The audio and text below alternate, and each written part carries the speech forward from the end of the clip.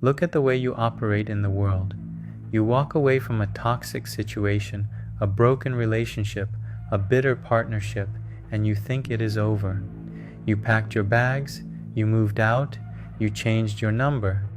But physically leaving does absolutely nothing if your psychological architecture remains entangled. What people casually call a toxic soul tie is not some romantic misfortune, it is a parasitic hook. Deep in the dark psyche,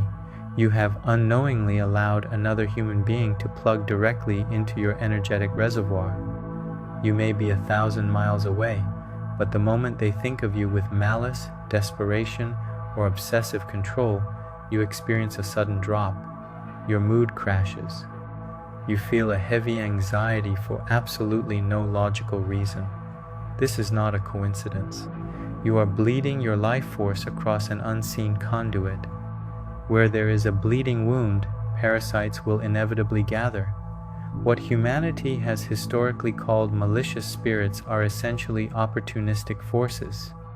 They do not care who you are. They simply feed on the compulsive, repetitive misery you generate when you are tethered to toxic people. They thrive in the shadows of your resentment and your unhealed trauma. When you are caught in these soul ties, your perception becomes hijacked. You cannot see life as it is. Your clarity is stolen, and you react to present situations through the distorted lens of past manipulations. This is where the reality of the Iron Wall mantra becomes relevant. Understand this: the true iron wall is not a string of syllables you mindlessly utter, hoping for a magical shield. It is a fundamental dimension of boundary within your own consciousness. It is an internal state of absolute, unapologetic severance. When a human being establishes this impenetrable wall within their own mind, the mechanics of the soul tie instantly shatter. The invisible cord simply snaps. When this inner boundary is erected, a fascinating phenomenon occurs regarding those opportunistic, malicious spirits. They go completely blind to your existence. They do not vanish from the universe, but they can no longer perceive you. These predatory forces operate exclusively on the frequency of your vulnerability and your psychological bleeding. When you pull your energy back behind an absolute iron wall, you drop off their radar. You offer no surface area for them to grip. You must realize that freedom is never about changing your geography or arguing with toxic people. It is entirely about closing the hidden access points within your own mind. Until you recognize that your life energies belong only to you, you will continually be food for someone else's darkness. The moment you stand as a sovereign life, the wall is formed, the ties die, and the parasites starve. Everything else is just noise. Listen to this chant now. อโยมยคิตติเจทะนะเจทะนะทุกขสัมพันทะฉินทติโทสะจิตตะอันทะการวินัสสันตุสัพเบอันตรายะวินัสสันตุพุทธเตเชนะธรรมะเตเชนะสังฆะเตเชนะอโยมยพิตติรักขันตุมังอโยมยพิตติเจทะนะเจทะนะทุกขสัมพันทะฉินทติโทสะจิตตะอันทะการวินัสสันตุสัพเบอันตรายะวินัสสันตุพุทธเตเชนะธรรมะเตเชนะสังฆะเตเชนะอโยมยพิตติรักขันตุมังอโยมยพิตติเจทะนะเจทะนะทุกขสัมพันทะฉินทติโทสะจิตตะอันทะการวินัสสันตุสัพเบอันตรายะวินัสสันตุพุทธเตเชนะธรรมะเตเชนะสังฆะเตเชนะอโยมยพิตติรักขันตุมังอโยมยพิตติเจทะนะเจทะนะทุกขสัมพันทะฉินทติโทสะจิตตะอันทะการวินัสสันตุสัพเบอันตรายะวินัสสันตุพุทธเตเชนะธรรมะเตเชนะสังฆะเตเชนะอโยมยพิตติรักขันตุมังอโยมยพิตติเจทะนะเจทะนะทุกขสัมพันทะฉินทติโทสะจิตตะอันทะการวินัสสันตุสัพเบอันตรายะวินัสสันตุพุทธเตเชนะธรรมะเตเชนะสังฆะเตเชนะอโยมยพิตติรักขันตุมัง